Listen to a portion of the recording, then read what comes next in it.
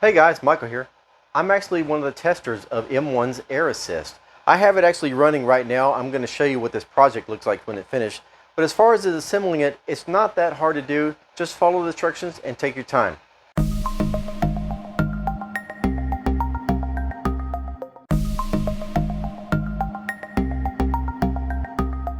So the basics are, you want to flip over your M1. You're going to remove a couple of parts from the old laser head.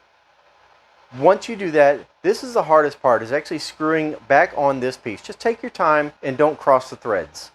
Once you finish all that, just route the air line as you see in the instructions, out the bottom, off to the side, and plug it into your M1 air pump.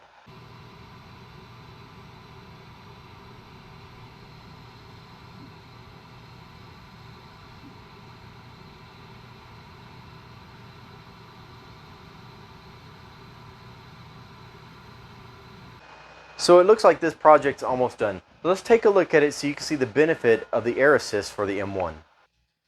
Alright guys, so I have my project all finished up. This is 3 layers of 3mm basswood off of xTool's website.